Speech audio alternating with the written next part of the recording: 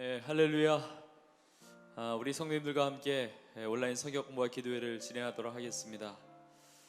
하나님께서 우리 성도님들의 삶에 은혜를 베푸시고 또 함께 하시고 역사하고 계시는 줄로 믿습니다. 오늘 특별히 말씀을 통해서 기적을 베푸시는 우리 주님의 그 역사를 보게 되는데, 우리 주님은 우리를 돌보시는 분이시고 또 채우시는 분이시고 또 우리의 삶 가운데 역사하시는 분이십니다. 그 놀라운 은혜를 체험하는 복된 시간이 될 수 있기를 간절히 바랍니다. 우리 이 시간에 예수님 우리의 힘이 되시고 능력이 되시는데, 우리가 그 주님을 함께 찬양하고 우리 하나님의 말씀 보겠습니다. 우리 찬송가 93장입니다. 찬송가 93장, 예수는 나의 힘이요. 이 찬양 같이 하시고 우리 시작하겠습니다.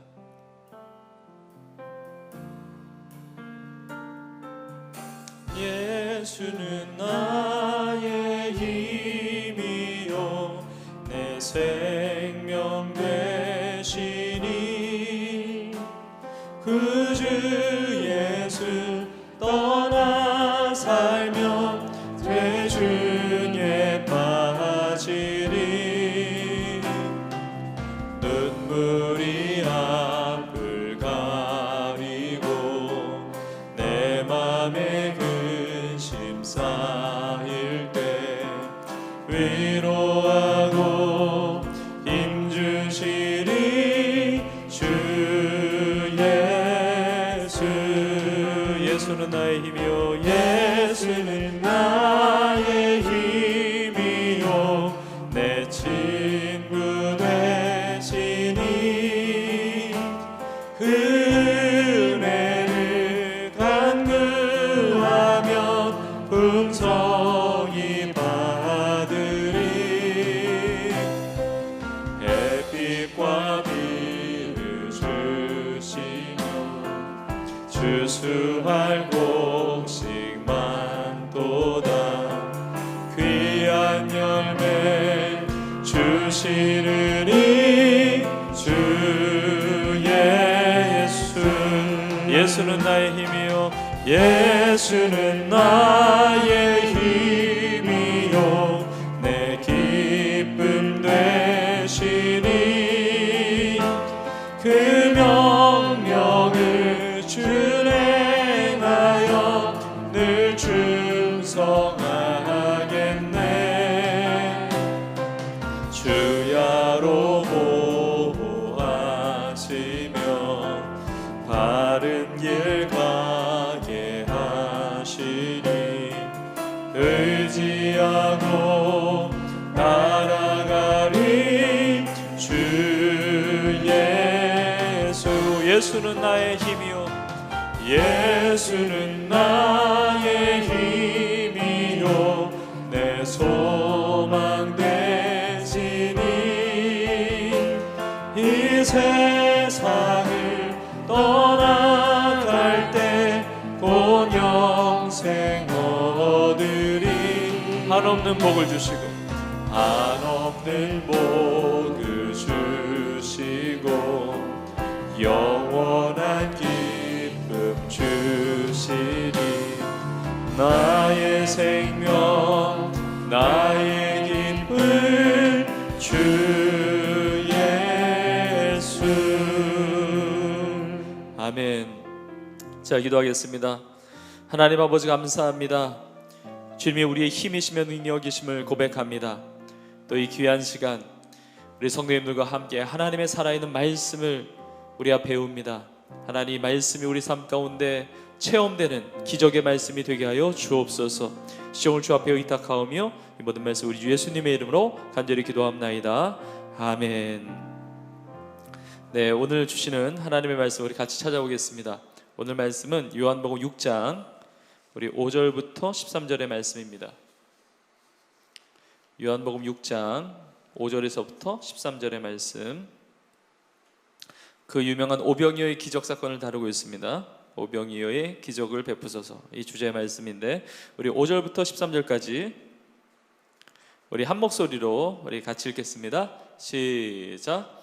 예수께서 눈을 들어 큰 무리가 자기에게로 오는 것을 보시고 빌립에게 이르시되 우리가 어디서 떡을 사서 이 사람들을 먹이겠느냐 하시니, 이렇게 말씀하심은 친히 어떻게 하실지를 아시고 빌립을 시험하고자 하심이라. 빌립이 대답하되 각 사람으로 조금씩 받게 할지라도 200데나리온의 떡이 부족하리이다. 제자 중 하나 곧 시몬 베드로의 형제 안드레가 예수께 여짜오되 여기 한 아이가 있어 보리떡 5개와 물고기 2마리를 가지고 있나이다. 그러나 그것이 이 많은 사람에게 얼마나 되겠사옵나이까. 예수께서 이르시되 이 사람들로 앉게 하라 하시니 그곳에 잔디가 많은지라. 사람들이 앉으니 수가 5,000명쯤 되더라. 예수께서 떡을 가져 축사하신 후에 앉아있는 자들에게 나눠주시고 물고기도 그렇게 그들의 원대로 주시니라. 그들이 배부른 후에 예수께서 제자들에게 이르시되 남은 조각을 거두고 버리는 것이 없게 하라 하시므로 이에 거두니 보리떡 5개로 먹고 남은 조각이 12바구니에 찼더라. 아멘. 자, 오늘 이 기적의 말씀이 우리의 삶 가운데 역사되는 이 하나님의 기적이 될 것을 믿습니다. 우리 같이 1번 보겠습니다. 오늘 본문에 등장하는 빌립과 안드레의 모습은 어떠합니까? 그리고 그들의 모습을 통해 주시는 깨달음에는 무엇이 있습니까? 자, 이 부분을 먼저 보기 전에 이 오병이어 사건이 왜 성경에 기록되어 있는지 우리가 좀 생각해 볼 필요가 있습니다. 성경에 이 오병이어, 병은 이 떡을 말하는 거죠. 떡병자, 그리고 어는 물고기 어잖아요. 그래서 5개 떡과 물고기 이제 2마리의 이 기적 사건이 성경에 기록되어 있는 이유는 실제로 일어난 일이기 때문에 기록되어 있는 겁니다. 내가 이 기적을 받아들일 수 있느냐, 받아들이지 못하느냐, 이거하고 상관없이 이 기적은 일어났던 거예요. 그래서 실제로 주님의 역사 가운데 일어났던 기적 사건이기 때문에 이 말씀을 우리 가운데 주시는 겁니다. 그리고 이 기적이 또 성경에 쓰여 있는 이유는 제가 나중에 또 보겠지만 이게 초자연적인 어떤 기적이라는 사실보다 여기에 담겨 있는 메시지가 중요한 겁니다. 그럼 예수님께서 기적을 베푸셨다 이렇게 한 문장으로 하면 되는데 이렇게 스토리로 이야기로 이렇게 전해주시잖아요. 이 안에 담겨 있는 우리의 삶을 향한 주님의 어떤 메시지가 있다는 겁니다. 그것을 오늘 이 시간에 보고자 하는데, 자, 먼저 예수님께서 빌립에게 물으세요. 5절을 다시 보시면 예수께서 눈을 들어 큰 무리가 자기에게로 오는 것을 보시고 빌립에게 이르시되, 뭐라고 부르십니까? 우리가 어디서 떡을 사서 이 사람들을 먹이겠느냐 하시니. 그러니까 예수님이 이렇게 질문한 겁니다. 우리가 어떻게 먹일 수가 있을까? 이 사람들을 어떻게 먹일 수가 있을까? 이렇게 물으신 겁니다. 6절에 보면 이렇게 나와 있습니다. 이렇게 말씀하시면 친히 어떻게 하실지를 아시고 빌립을 무엇하고자 하심이라 써 있습니까? 시험하고자 하심이라 그런 거죠. 시험하고자 하심이라. 자, 예수님께서 빌립을 시험하시기 위해서 이 질문을 하셨다는 겁니다. 이런 시험이라고 하는 것은 우리 성도님들은 뭐 워낙 다 잘 아시겠지만 두 종류가 있어요. 하나는 temptation, 그러니까 유혹이에요. 유혹의 시험. 사단이 주는 유혹이에요. 사단이 주는 시험. 그런데 주님께서 지금 빌립에게 주시는 이 시험은 유혹을 하는 게 아니라 테스트하는 겁니다. 테스트. 여러분, 유혹과 이 테스트는 다른 거예요. 유혹의 목적은 파멸시키는 겁니다. 여러분, 사단이 우리를 시험하는 이유는 뭐예요? 우리로 망하게 하기 위해서, 우리를 멸망하게 하기 위해서, 완전히 무너지게 하기 위해서 파멸시키는 것. 도둑이 오는 것은 도둑질하고 죽이고 멸망시키려는 것뿐이에요. 이게 사단이 하는 일이고, 우리 예수님께서 이렇게 테스트하신 것은 우리를 파멸시키고자 하는 게 아니라 우리의 믿음을 점검하게 하시는 거예요. 우리 스스로를 깨닫게 하시고 우리를 세워주기 위해서, 우리를 살리기 위한 목적이 있다는 겁니다. 그래서 예수님께서 지금 빌립을 테스트하고 계시는 거예요. 여러분, 예수님께서 종종 우리에게 이렇게 곤란한 질문을 하실 때가 있습니다. 우리가 말씀을 묵상할 때, 우리가 설교 말씀을 들을 때, 또 하나님의 말씀을 읽을 때, 이 말씀을 우리가 대할 때 주님께서 우리 가운데, 우리 지난 주일날 설교했었죠. 하나님의 말씀은 살아 역사하세요. 성령께서 깨닫게 하시는데 이렇게 우리에게 질문하실 때가 있습니다. 우리를 테스트하실 때가 있어요. 뻔히 안 되는 걸 아시는데 어떻게 할 수 있을까? 이렇게 물으세요. 오늘 본문에도 나와 있잖아요. 친히 어떻게 하실지를 아시고 이미 예수님은 어떻게 하실지를 다 아신 거예요. 예수님께는 대안과 대책이 다 있는데 그걸 다 가지고 있으시면서도 우리에게 질문하신다는 겁니다. 좀 곤란한 질문이에요.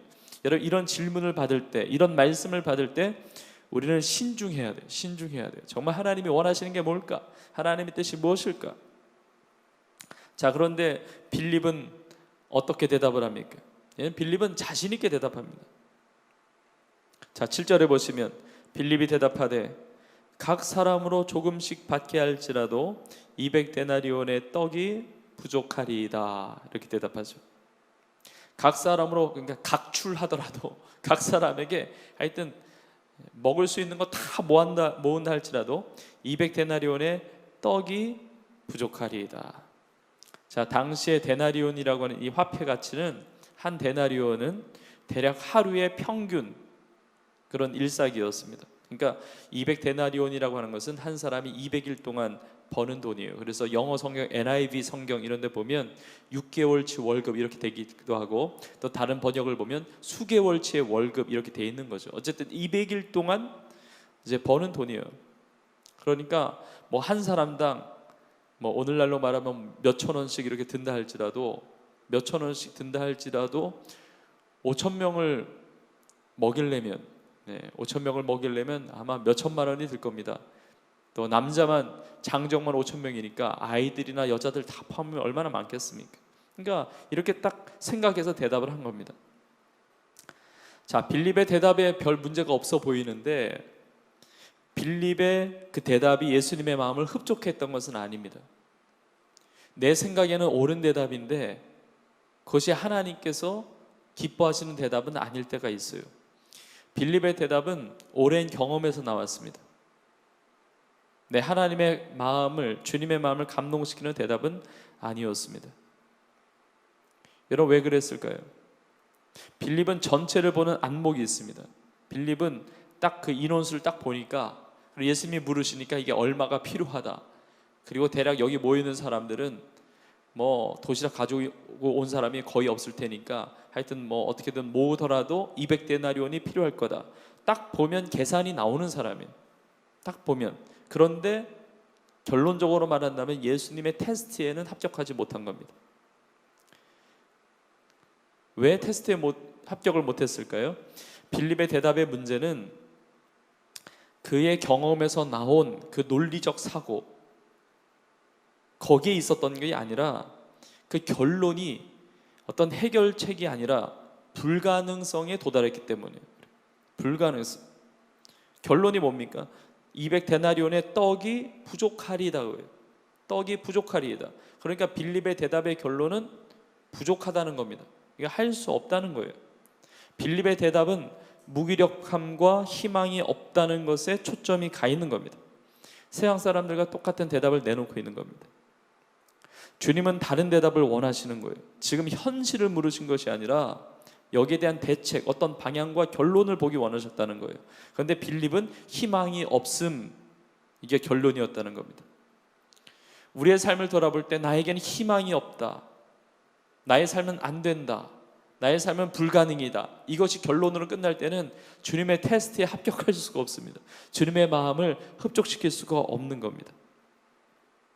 여러분, 하나님께서 우리에게 어떤 사명을 주셨을 때 우리가 인간적인 계산을 하면 대부분은 안 된다는 결론에 이르게 되어 있습니다.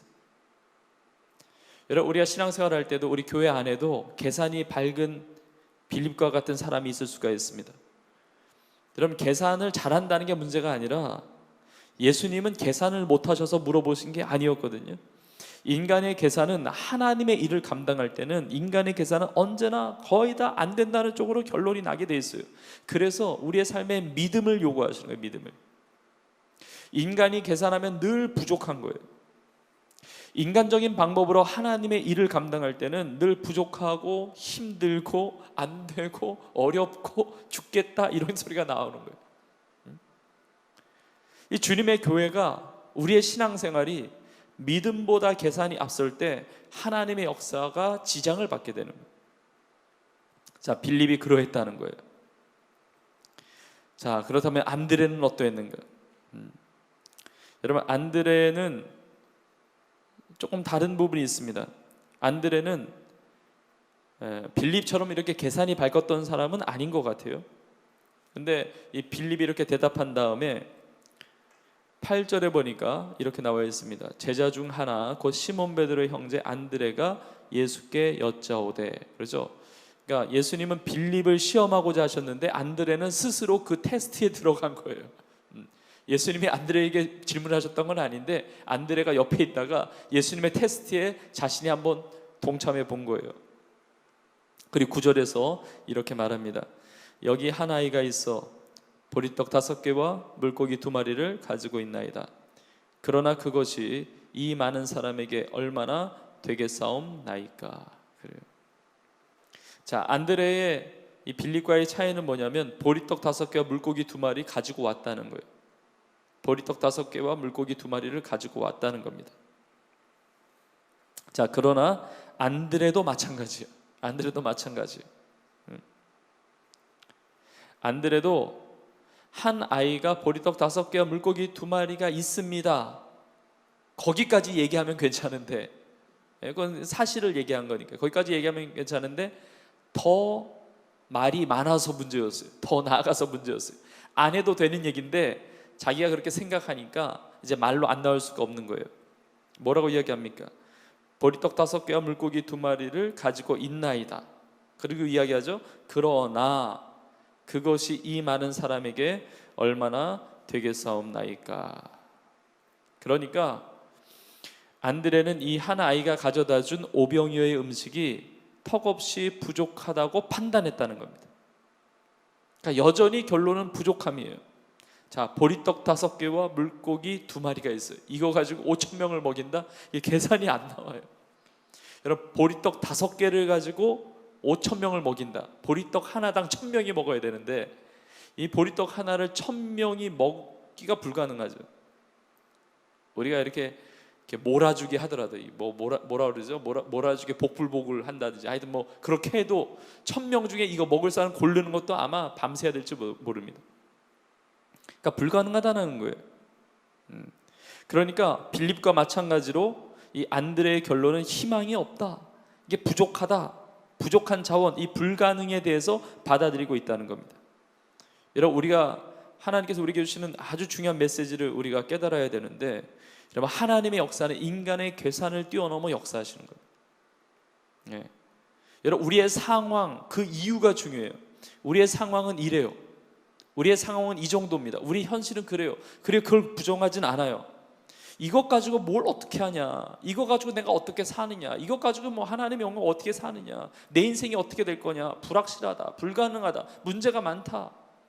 이게 아니고 이것이 주님 손에 들려지면 기적이 일어난다는 거죠. 여기 주님 손에 들려. 그러니까 주님은 할 수 있으신 거예요. 상황은 이렇지만 그 이유가 중요한 거예요. 나의 상황을 뛰어넘어서 역사하시는 하나님에 대한 기대, 하나님에 대한 믿음이 필요하다는 겁니다. 자, 이 1번 문제를 마무리하기 전에 한 가지를 좀 보고 싶은 것은 왜 그 수많은 제자들 중에 굳이 예수님께서 빌립에게 물으셨을까? 네, 그리고 왜 안드레는 또 얻어 걸렸을까? 우리가 조금 보면 재미있는 사실을 알게 되는데, 여러분, 이 오병이어 기적 사건이 나타난 그 장소가 어디냐면 갈릴리 바다의 건너편입니다. 우리가 읽지 않았지만 이 요한복음 6장 1절에 보면 이렇게 나와 있습니다. 그 후에 예수께서 디베랴의 갈릴리 바다 건너편으로 가심에, 디베랴의 갈릴리 바다 건너편에서 일어난 일이에요. 자, 디베랴라고 하는 이 지역은 갈릴리 바다를 놓고 볼 때에 이제 남서쪽에 있었던 도시입니다. 그러니까 디베랴 바다의 이 건너편이라고 하는 것은 아마 이 갈릴리 바다의 북동쪽쯤 됐을 거예요. 이제 많은 학자들이 이제 이야기하기를 갈릴리 바다의 북동쪽에 위치했던 벳세다 평원이라고 있습니다. 벳세다 평원이 아마 이 오병이어 사건이 일어난 장소가 아닐까 이야기합니다. 그래서 뭐 요즘에 코로나 때문에 성지순례 이런 거 다 불가능하지만 이 성지순례를 가게 되면 이스라엘의 갈릴리 지역을 갔을 때 벳세다 평원을 보면서 여기가 오병이어 사건이 일어났을 것이다 라고 추정되는 장소가 있습니다. 이 평원이 정말 넓게 있어서 이제 많은 사람들이 모일 수 있는 평원이 있어야 되잖아요. 그러니까 거기가 벳세다 평원일 것이다 라고 이제 추정을 하는 겁니다. 그런데 재밌는 것은 요한복음 1장에 보면, 우리가 이미 봤습니다. 1장에 보면 예수님께서 제자들을 부르시는 장면이 나오는데, 요한복음 1장 44절에 보면 빌립은 안드레와 베드로와 한 동네 벳세다 사람이라고 말씀하고 있어요.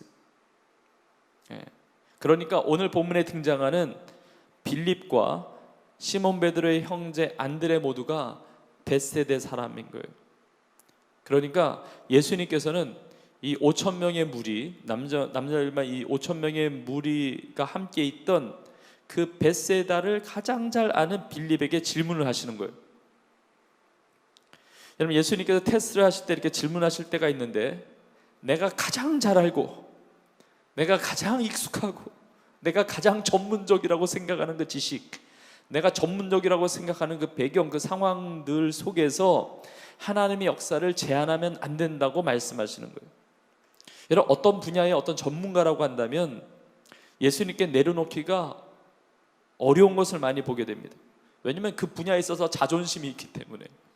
내가 모르는 것에 있어서는 하나님께 내려놓기가 쉬울 수가 있어요. 내가 어차피 모르니까. 근데 내가 평생을 이것 때문에 먹고 살았고, 이것 때문에 내가 능력 있고, 이것 때문에 사람들에게 존경받고 칭찬받고 힘이 있다고 여겨졌던 그것을 가지고 질문하시니까 이걸 내려놓기가 굉장히 어려울 수가 있다는 거예요. 여러분, 우리가 아무리 뛰어나도 우리 주님보다 뛰어날 수가 없습니다. 내가 아무리 대단한 경험과 아무리 대단한 전문성을 가지고 있다 할지라도 주님의 능력, 주님의 역사하심, 주님의 지혜를 따라갈 수가 없어요. 여러분, 이게 뭐 내 전문성을 다 버려서 무가치하다, 난 대책 없이 산다, 이걸 말하는 게 아니라 오히려 전능하신 하나님의 완벽한 간섭과 그 역사를 신뢰하는 거예요. 나에게 있는 것을 파악하는 것은 계산이지만 나에게 있는 것이 보리떡 5개와 물고기 2마리, 이거 가지고 결론 내지 말라는 겁니다. 하나님의 엄청난 역사하심에 열려 있으라는 겁니다. 우리 주님이 능력의 원천이시기 때문에 우리의 삶의 모습은 거기서 거길 수가 있지만 그것으로 나의 인생을 결론 내지 말고 하나님의 역사 가운데 내 삶을 열어드리라는 겁니다. 우리의 삶이 보잘것없는 인생이라 할지라도 주님께 맡겨드리면 5천 명도 먹고 남는, 뭐 대략 학자들은 뭐 2만 명도 넘었을 것이다 이렇게 이야기하는데, 그렇게 먹고도 남는 역사가 나타날 줄로 믿습니다. 자, 이제 주님께서 기적을 베푸시는데 이제 2번을 보세요. 예수님께서 한 아이의 오병이어를 받으시고 기적을 베풀어 주셨다는 사실이 나에게 주시는 도전과 은혜에는 어떠한 것들이 있습니까? 자, 한 아이가 오병이어를 이제 드린 거죠. 예. 9절을 보시면 여기 한 아이가 있어 그러죠. 안드레가 말한 거죠. 여기 한 아이가 있어. 여기 아이라고 표현되어 있는데 이 아이라는 이 단어는 파이다리온이라는 단어인데 이게 성경에 많이 등장합니다. 근데 이 단어, 이 아이라고 하는 이 단어는 약 10대 중후반에서 20대 초반 정도의 나이를 가리켜요. 근데 이 정도 아이면 이 5천 명에 끼지도 못하는 아이예요. 그리고 여기에 사람들을 앉게 하셨다고 그래요. 10절에 보면 예수께서 이르시되 이 사람들로 앉게 하라 그러는데 이 사람들이 남성형 복수명사를 쓰고 있습니다. 그러니까 남자들만 5천 명쯤 됐다고 하는 거예요. 그러니까 여자나 아이들까지 포함하면 이제 2만 명쯤 됐을 겁니다. 이 5천 명이라고 카운트하는, 5천 명이라고 숫자를 세는 그 무리에도 끼지도 못하는 연약한 아이가 등장하는 겁니다. 그런데 그 아이의 작은 헌신으로 5천 명의 전체 무리를 먹이고도 남게 하셨다는 겁니다. 여러분, 이 아이가 가지고 온 것이 보리떡 5개와 물고기 2마리죠. 이 보리떡. 근데 이 보리떡은 당시에 가난한 사람들이 많이 먹었던 빵이었다고 합니다. 이렇게 부자들은, 부유한 사람들은 보리떡보다는 밀빵을 많이 먹었다고 그래요. 그래서 보리떡과 밀빵의 이 가격이 약 2-3배 정도 차이가 났다고 그럽니다. 그러니까 어떻게 보면 굉장히 참 작은 헌신이라고도 볼 수가 있습니다. 그런데 본인의 생계를 위한 것이 다른 사람을 먹이는 기적의 도구로 쓰임받게 되었다는 겁니다. 우리 성도님들은 여러분의 자원을 과소평가하지 않으시기를 원합니다. 여러분, 결국 마지막 우리 주님께서 기적을 베푸시는데 아이가 드린 것보다 더 많은 게 남았습니다. 더 크게 남았어요. 여러분, 우리 주님의 역사와 그 기적은 내가 드린 것보다, 내가 내려놓은 것보다 훨씬 큰 거예요. 훨씬 큰 거예요. 여러분, 이 아이의 자그마한 것을 받으시고 축사하시고 이제 감사기도 하신 거예요. 그리고 기적을 베푸셨습니다. 뭔가를 가지고, 헌신된 뭔가를 가지고 주님이 기적을 베푸셨다는 거죠.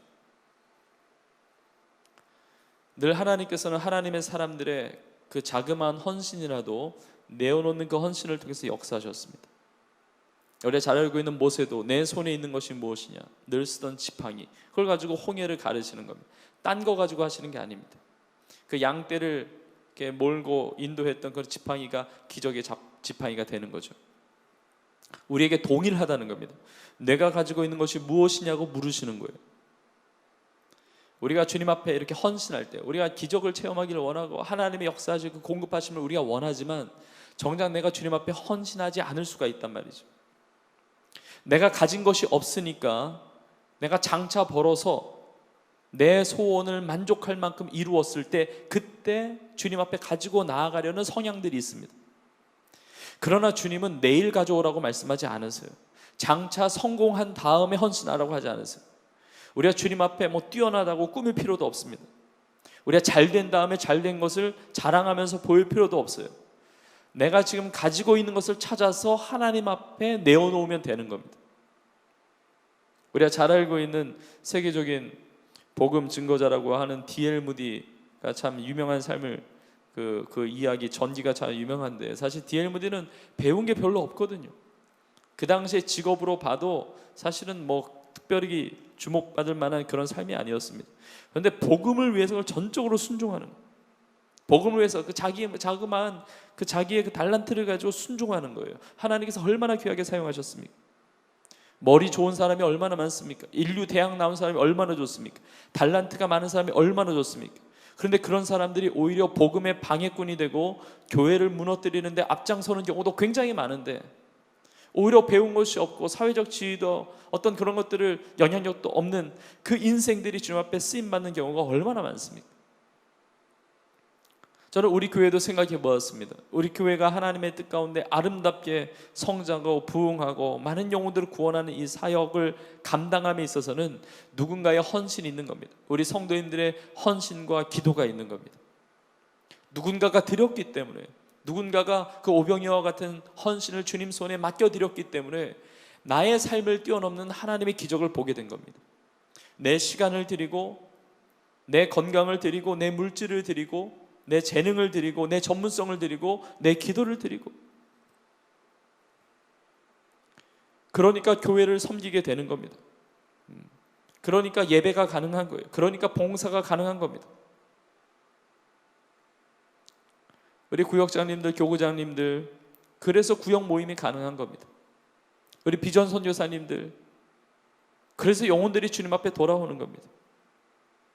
우리 교회 다 마찬가지예요. 우리 성가대, 찬양팀, 주보, 영상, 주차, 안내, 뭐 무대, 성전을 치우는 것, 선교센터, 선교사님들 섬기는 것, 우리의 자그마한 헌신, 우리가 준비하고 있는 이웃사랑 나눔잔치도 마찬가지예요. 이 기적의 잔치거든요. 누군가의 헌신을 통해서, 누군가의 나눔을 통해서 이 하나님의 아름다운 역사가 이루어지는 겁니다. 여러분, 믿으시기 바랍니다. 하나님의 능력 역사는 지금 내가 가지고 있는 작은 것에서부터 시작이 되는 겁니다. 내 손에 있지만 내 것이 아니에요. 원래 이게 내 것이 아닙니다. 하나님이 주신 거예요. 그러니까 하나님께 맡겨드리고 이걸 하나님을 위해서 쓰면 남게 되는 겁니다. 이웃을 위해서 쓰면 남게 되는 겁니다. 사랑도 나누고 은사도 나누고 물질도 나누고, 이게 쌓아놓으면 썩게 됩니다. 쌓아놓으면 썩게 되는데 나누면 남게 돼요. 그래서 드릴 것이 없다고 낙심하지 마세요. 내가 가지고 있는 게 적은 것이라고 해서 부끄러워할 필요가 없습니다. 다음에 큰 것을 드리겠다고 미룰 필요도 없어요. 지금 있는 모습 그대로 주님 앞에 드리는 것이 중요합니다. 사랑을 드리고 정성을 드리고 믿음을 드리고, 그러면 오병이어의 기적이 우리에게도 임하게 되는 것입니다. 여러분, 작은 것에 충성하면 하나님의 즐거움을 경험하게 됩니다. 여러분, 이 오병이어를 드렸던 이 어린아이가 얼마나 신났을 거예요. 아마 그 잔디밭을 아마 방방 뛰었을 거예요. 주님이 내가 헌신한 거 가지고 이 많은 사람을, 상상치도 못했는데 이 많은 사람을 먹이고도 12광주 12바구니나 남았으니까, 내가 드린 것보다 더 많이 남았으니까. 작은 일에 충성하면 하나님의 즐거움에 참여하게 돼요. 제가 참고 구절을 두 구절을 넣어놨는데, 마태복음 25장 21절과 23절, 21절과 23절이 똑같은 구절이에요. 우리 2달란트를 받은 사람이 2달란트 남겼을 때, 5달란트 받은 사람이 5달란트를 남겼을 때 주인이 똑같이 칭찬해요. 우리도 마찬가지예요. 우리에게 주신 것들이 있는데 그래서 주님을 위해서, 우리의 주인 되시는 우리 주님을 위해서 그렇게 헌신하고 나누고 섬길 때 주님의 칭찬, 우리의 달란트의 크고 작음에 상관없이 똑같이 칭찬하신다는 겁니다.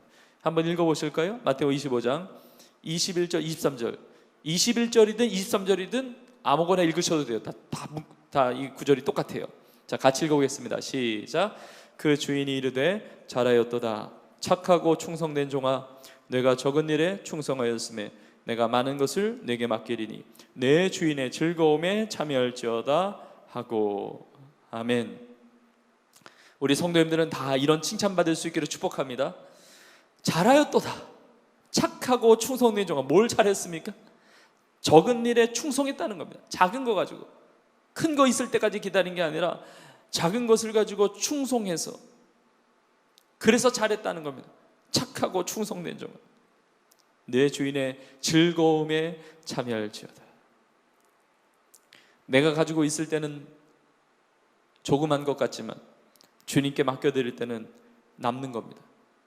여러분, 사실 하나님 앞에서는 큰 일과 작은 일의 차이가 없어요. 하나님 앞에 무슨 큰 일이고 무슨 작은 일이겠어요? 다 같아요. 하나님께 드리면 다 같아요. 하나님께 드리는 사랑, 정성, 믿음이 다 중요한 거예요.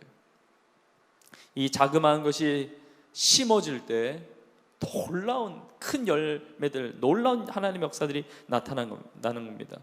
자, 두 번째 참고 구절을 보십시오. 요한복음 12장 24절. 내가 진실로 진실로 너희에게 이르노니 한 알의 밀이 땅에 떨어져 죽지 아니하면 한 알 그대로 있고 죽으면 많은 열매를 맺느니라.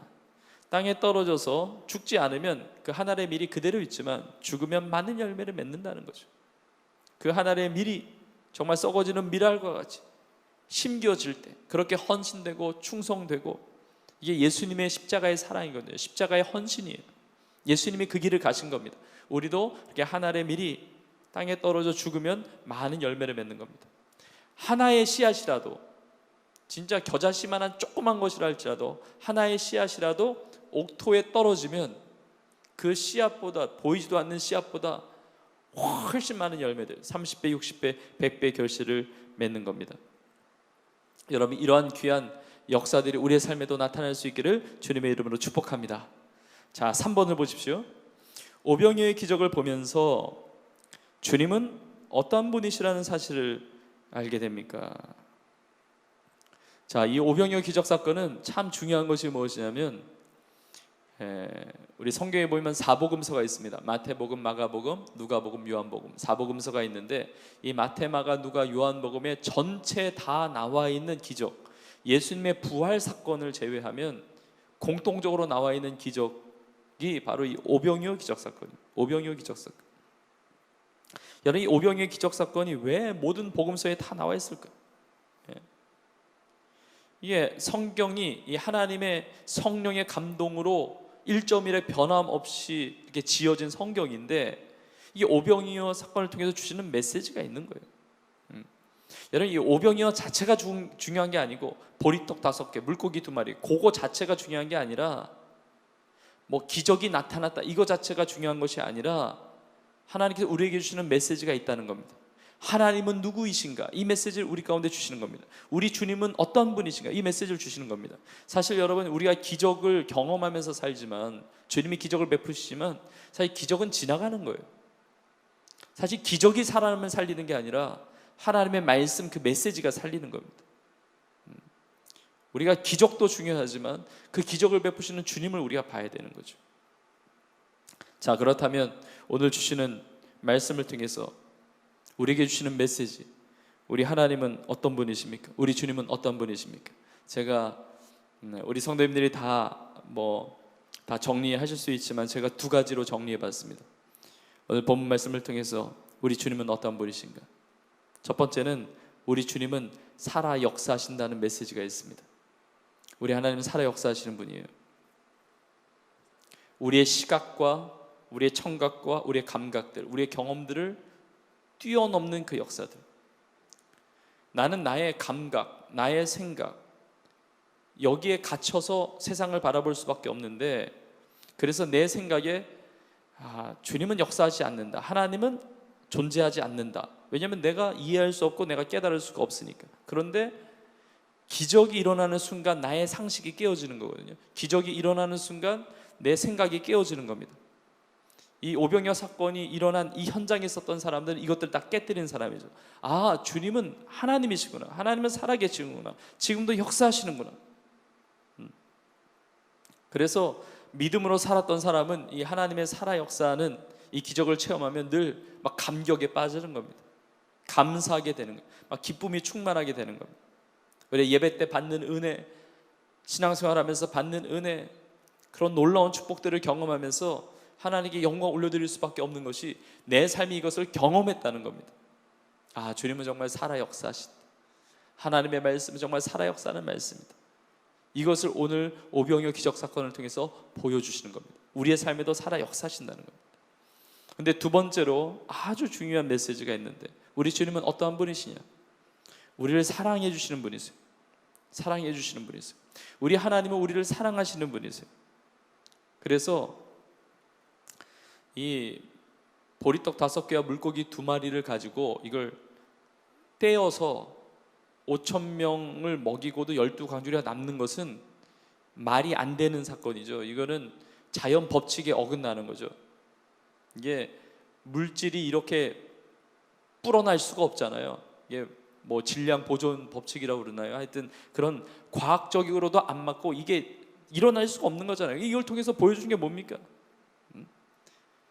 하나님은 하나님께서 정하신 스스로의 법칙을 깨시면서까지 우리를 사랑하신다는 거예요. 그만큼 역사하신다는 거예요. 우리를 돌보시기 위해서, 또 우리를 회복시키고 우리를 구원하시고 우리를 먹이시기 위해서 이 자연 법칙을 깨서라도 그렇게 채워주신다는 거예요. 여기에 담겨있는 이 주님의 놀라운 사랑이 있는 거죠. 내 자녀가 소중하다는 겁니다. 내 백성이 소중하다는 겁니다. 그 무리를 보면서 하나님의 말씀을 들어 나온 이 백성을 그냥 굶주리게 할 수가 없다는 거예요. 먹여야 되겠다는 거예요. 자, 주님의 사랑으로 말미암아 여기에 이제 파생되는 이 주님에 대한 또 구체적인 부분이 있는데, 뭐냐면 주님 우리를 먹이시는 분이라는 거예요. 주님 우리를 공급해 주신다는 겁니다. 주님이 왜 우리를 책임져 주실까요? 우리를 사랑하시기 때문에 그래요. 우리 성도님들 믿으세요? 우리 주님은 나를 먹이시는 분이시다, 나를 공급해 주시는 분이시다. 나의 어려움을 그냥 모른 척 지나가시는 분이 아니라는 것입니다. 여러분, 이 오병이어 사건이 성경에 보면 이제 표적이라고 나와요. 표적. 그러니까 이 보리떡 5개와 물고기 2마리 이것 자체로 기적 나타났다, 이것만이 아니라 이걸로 보여주는 표적, 사인이 있다는 거죠. 그렇게 공급해 주신다는 거예요. 이걸 통해서 내가 너희를 공급하는 주님이라는 사실을 우리 가운데 보여주시는 겁니다. 성경 전체를 보세요. 오죽하면 산상수훈 같은 데 보면 하늘에 나는 새를 보라고 말씀하세요. 하나님께서 기르신다고. 들의 백합화를 보라고 하세요. 하나님께서 자라게 하신다고. 너희는 그것들보다 더 귀하지 아니하느냐. 그러니까 무엇을 먹을까, 마실까, 입을까 염려하지 말라는 것입니다. 이것은 이방인들, 예수 그리스도를 모르는 사람들이 구하는 것이라고 이야기합니다. 우리 주님은 우리의 삶의 필요에 대한 대책이 있으시는 겁니다. 우리의 삶을 하나님은 채워주시는 겁니다. 그런 능력의 주님이신 거예요. 여러분, 이 사실을 믿을 수 있기를 간절히 축복합니다. 그런데 예수님께서 먹이시는 분, 우리를 사랑하셔서 먹이시는 분, 이것을 또 뛰어넘는 메시지가 있어요. 주님이 우리를 사랑하시기 때문에 먹이시기도 하지만 사랑하시기 때문에 우리를 구원하시는 분이세요. 구원하시는 분. 이런 오병이어 이 기적 사건에 숨겨져 있는 아주 중요한 영적 메시지가 이거예요. 그래서 제가 참고 구절을 넣어놨는데, 우리 참고 구절 요한복음 6장 32절 33절을 같이 보세요. 요한복음 6장 32절 33절. 예수님이 오병이어 기적 사건을 베푸신 다음에 나중에 말씀하신 겁니다. 예수께서 이르시되 내가 진실로 진실로 너희에게 이르노니 모세가 너희에게 하늘로부터 떡을 준 것이 아니라 내 아버지께서 너희에게 하늘로부터 참 떡을 주시나니 하나님의 떡은 하늘에서 내려 세상에 생명을 주는 것이니라. 아멘. 그러니까 정리하면 예수님께서 오병이어의 기적을 베푸신 그 메시지는 우리 주님은 살아 역사하시는 분이시다. 그리고 두 번째로 주님은 우리를 사랑하시는 분이시다. 근데 사랑하신다는 것은 우리의 육체적인 필요, 생활의 필요를 공급하시는 분일 뿐만이 아니라 사랑하셔서 우리에게 생명을 주시는 구원자가 되신다는 메시지가 있는 거예요. 이 6장에 보면 그 33절에 나와 있잖아요. 진정한 떡이 뭐냐? 참떡 뭐냐? 생명을 주는 것이다 이야기예요. 그러니까 이제 무리들이 말합니다. 주여 이 떡을 항상 우리에게 주소서. 이 떡을 우리에게 항상 우리에게 주소서. 그 뒷부분에 35절에 보면 이렇게 이야기합니다. 예수님 말씀하세요. 나는 생명의 떡이니 내게 오는 자는 결코 줄이지 아니할 터이요 나를 믿는 자는 영원히 목마르지 아니하리라. 자, 오병이어의 기적을 베푸시면서 주님께서 주시는 메시지는 뭐냐? 진정한 떡은 예수 그리스도라는 겁니다. 여러분, 출애굽한 이스라엘 백성들이 만나와 메추라기를 먹은 거예요. 근데 만나와 메추라기도 하나님이 공급해 주신 겁니다. 우리가 배고프니까 주님께서는 우리를 공급해 주시는 공급자가 되신 거예요. 그런데 결국은 광야에서 죽었잖아요. 오늘 말씀에 이야기하는 겁니다. 다 이 자리에서 장정만 5천명의 무리들이 배불렀을지 모르지만 내일 또 배고파지는 거예요. 내일 또 배고파요. 우리도 마찬가지입니다. 오늘 하나님께서 공급해 주시는 분이시지만 우리는 영원한 생명의 공급이 필요해요. 영원한 생명의 공급. 주님께서 우리에게 주시는 진정한 떡은 무엇이냐? 예수 그리스도라는 것입니다. 우리가 사람들에게 주어야 할 그 참된 떡은 무엇이냐? 예수 그리스도라는 겁니다. 오늘 본문은 이 오병이어의 기적 사건은 궁극적으로 예수님께서 인류가 기다리던 그 메시아 그리스도 구원자가 되신다는 사실을 보여주시는 거예요. 그러니까 이 베세다 평원에서의 그냥 세상의 축제, 어떤 세상의 만찬, 잔치를 보여주는 것을 넘어서 하늘의 축제를 보여주고 계시는 거예요. 여러분, 예수님 우리를 사랑하셔서 공급해 주시는데 영원한 생명도 주시는 것이고 우리의 삶도 주님께서 돌봐주시는 것입니다. 여러분, 오늘 본문의 뒷부분에 보면 이렇게 나와 있죠. 12 바구니에 찼다고 하는데 12절에 보시면 남은 조각을 거두고 버리는 것이 없게 하라 말씀하세요. 남은 조각을 거두고 버리는 것이 없게 하라. 버리는 것이 없게 하라. 제가 이 성경 연구하면서 참 놀라면서 감사했어요. 여기서 버리는 것이 없게 하라. Nothing is lost. 그래서 남겨진 음식이 없게 하라 이런 뜻이거든요. 근데 이 표현 자체가 원어가 굉장히 단어가 독특한 단어예요. 이 버리는 것이 없게 하라. 이 버려진다는 이 원어가 아폴룸이라는 단어인데 이게 어디에 쓰여져 있냐면 그 유명한 요한복음 3장 16절에 쓰여져 있어요. 하나님은 세상을 이처럼 사랑하사 독생자를 주셨으니 이는 저를 믿는 자마다 멸망치 않고, 이 멸망치 않는다는 게 아폴룸이에요. 그러니까 음식을 남기지 말라라는 의미도 있지만 이 표현 속에 이 영혼에 대한 주님의 마음이 이렇게 오버랩 되는 거예요. 그러니까 주님의 마음은 이 음식 남기지 마, 절대 남기지 마, 다 걷어들여. 이 주님의 마음 속에는 어떠한 영혼도 그냥 지나칠 수 없는, 모두를 구원하기 원하시는 주님의 마음을 볼 수가 있는 거예요.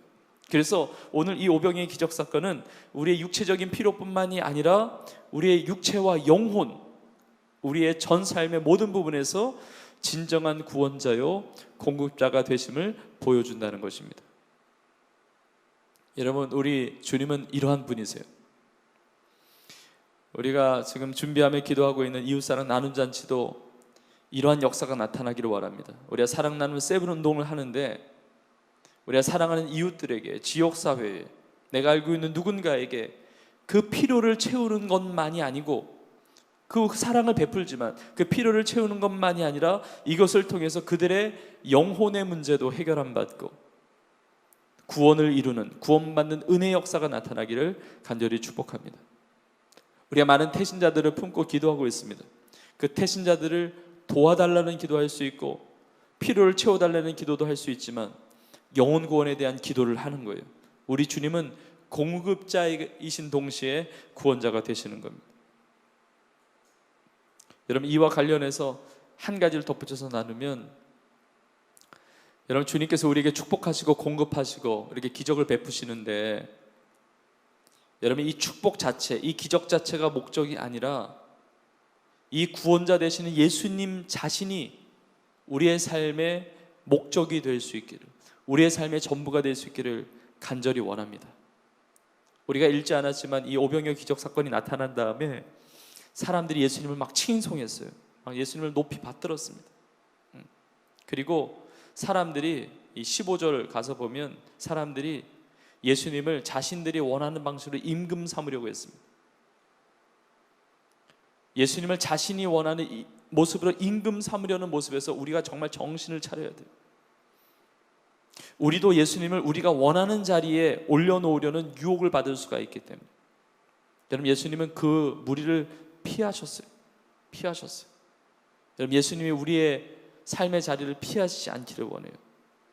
우리가 주님이 축복하시고 기적을 베푸시고 우리의 삶을 공급해 주시는 분이시지만 그 공급하심 때문에 주님을 믿는 게 아니고, 우리의 신앙을 우리가 얻고자 하는 무엇을 위해서 수단화시키는 게 아니고, 내 성공을 위해서, 내 부여를 위해서, 내 자녀 잘되기 위해서, 내 복을 받기 위해서 주님을 이용하고 수단화시키는 것이 아니라, 내 사업을 위해서 그렇게 하는 게 아니라 예수님이 나의 인생의 목적이 되기 때문에 나의 모든 삶을 채우시는 하나님의 은혜를 누리기를 원합니다. 주님이 먼저 우선순위가 되고, 주님의 기적이 아니라 주님이 나의 삶의 우선순위가 되고, 그 주님과 함께 주님 베풀어 주시는 그 구원과 기적의 은혜도 여러분 다 누리실 수 있기를 주의 이름으로 축복합니다. 네, 마지막 4번 같이 보겠습니다. 오늘 말씀을 통해 기적의 원리들을 정리해보고 나의 삶에 베풀어 주신 주님의 기적들에 대해 함께 나누며 감사해 봅시다. 여러분, 우리의 삶에 베푸신 기적이 있지 않습니까? 우리 예수님 믿고 구원받고 이 시간에 성경 공부하는 것 자체가 기적이고, 여러분, 이 시간에 하나님의 말씀 배우고 기도한다는 것 자체가 기적이고, 너무나 많은 기적이 있습니다. 많은 기도에 응답받으신 우리 삶의 간증들이 있습니다. 여러분, 그런 것들 구역 안에서 우리 성도님들과 함께 나누어 보세요. 오늘 말씀을 통해서 기적의 원리들을 정리해 봤습니다. 정리해 봤는데 제가 이 4번 문제 하면서 한 번 더 제가 요약하겠습니다. 여러분, 우선 이 오병이어 기적은 대표적인 기적 사건인데 하나님의 역사, 이 기적이 나타났다는 걸 인정하는 걸로 끝나면 안 돼요. 여전히 신앙생활에 관객밖에 안 되는 거예요. 내가 그 기적의 주인공이 되어야 되잖아요. 이 기적의 이야기를 내 삶에 끌고 들어와야 돼요. 옛날에 그런 일이 있었다는 것으로 만족하지 말아야 돼요. 이 기적의 역사가 내 삶에 이루어져야 돼요. 그럼 내 삶에 어떻게 이루어지는가? 네. 두 가지로 요약을 해보겠습니다. 첫 번째는 여러분, 믿음이 필요해요. 믿음이. 모든 영역에 있어서, 내 삶의 모든 부분에 있어서 이 주님의 역사를, 기적을 체험하기 위해서는 내 지식과 경험으로 하나님의 역사를 제한하지 말아야 됩니다. 내 현실이 보여지는 것이 있지만 하나님을 거기에 제한시키지 말고 믿음으로 바라봐야 돼요. 주님은 하실 수 있다는 믿음, 주님은 우리를 먹이실 수 있다, 공급하실 수 있다, 나의 인생에 대책을 가지고 계시다, 하나님의 역사를 제한하지 말라는 겁니다. 내 경험과 생각을 내려놔야 돼요. 거기서 하나님의 역사가 일어나는 거예요. 빌립처럼 되지 말고 안드레처럼 되지 말아야 돼요. 빌립을 시험하셨잖아요. 테스트하셨잖아요. 주님의 계획이 먼저 있고 우리에게 질문하신 거예요. 주님의 계획이 먼저 있습니다. 우리의 계산을 믿지 말고 주님을 믿어야 되는 거예요. 여러분, 지식도 중요합니다. 경험도 중요해요. 우리의 지식과 경험 다 하나님으로부터 온 지식이고 경험이에요. 그런 내가 가진 지식과 경험, 하나님으로부터 얻은 이 지식과 경험으로 하나님의 역사를 제한하지 말라는 것이죠. 우리의 생각과 경험보다, 내 삶보다 하나님은 더 크십니다. 더 위대하신 분이세요. 여러분 믿으세요? 여러분 이게 쉬운 것 같은데 쉽지 않은 신앙의 여정이에요. 그래서 테스트라고 말씀하시는 거예요. 우리 성도님들은 다 테스트를 다 통과하셔야 돼요. 다 통과하셔야 돼요. 예수님의 계획이 우리보다 먼저 있음을 알고 내 경험과 생각을 내려놓고 우리 하나님의 역사하심을 인정하고 고백하고, 여러분 이게 찬양이에요. 이것이 예배예요. 위대하신 하나님을 찬양하는 겁니다. 전능하신 하나님을 높여드리는 거예요. 내 삶의 부족함만 보는 것이 아니라 위대하신 하나님을 볼 수 있는 우리 모두가 될 수 있기를 축복합니다. 자, 그렇다면 그 다음에 나의 경험과 생각을 내려놓고 그럼 믿는다, 주님이 역사하심을 믿는다. 그러면 그 다음에 어떻게 해야 되느냐? 마지막 두 번째로, 우리의 삶에 주님의 공급하심을 누리기 위해서는 우리의 것을 주님의 손에 올려드려야 돼요. 주님을 믿는다는 것은 내 삶을 맡겨드리는 겁니다. 주도권을 주님 앞에 드리는 거예요. 이 한 아이는 아무 말이 없어요. 본문에 말이 없어요. 안드레처럼 말한 것도 아니고 빌립처럼 말한 것도 아니에요. 아무 말이 없어요. 무슨 말 했는지 나오지가 않아요. 사실 발언권도 없는 사람이에요. 발언권도. 그러나 헌신했습니다. 말이 없지만 발언권도 없는 5,000명 숫자에도 들지 않는 사람이었지만, 그 인생이었지만 그러나 헌신한 겁니다. 나의 말과 나의 논리와 나의 생각과 나의 전략보다 더 중요한 것은 작은 헌신이에요. 한 아이가 보리떡 5개와 물고기 2마리를 가지고 있다는 것, 그것 가지고 주님 앞에 내려놓은 거예요. 그리고 그것을 드리기 시작할 때 우리가 다 알고 드리는 것은 아니에요. 하나님께서 어떻게 역사하실지 다 알고 우리가 헌신하는 건 아니에요. 그러나 헌신하면 하나님의 역사를 보게 돼요. 오늘 말씀 통해서 새삼스럽게 놀라게 되는 것은 뭐냐면, 예수님께서 이미 다 불려놓고 나눠주신 것이 아니라는 거예요. 이미 예수님께서 오병이어 그걸 가지고 다 쌓아놓은 다음에 그 다음에 와서 가져가 이렇게 하신 게 아니라 나눠주시면서 이게 늘어났다는 겁니다. 다 만들어 놓고 나눠주신 게 아니에요. 이 오병이어 처음 먹고 뭐 몇 명 먹고 끝났을지 모릅니다. 이게 믿음의 행보인 거예요. 헌신하는 겁니다. 순종하는 거예요. 나누는 겁니다. 우리의 자그마한 헌신들이 모여서 하나님의 나라가 이루어져 가는 겁니다. 우리 성도님들의 작은 헌신들이 모여서 주님의 우리 교회가 이제까지 축복을 받고 부흥케 하신 겁니다. 우리의 헌신이 너무너무 귀한 거예요. 우리 서로에게 도전이 되는 겁니다. 여러분, 우리의 헌신들이 이렇게 모아지기를 원합니다.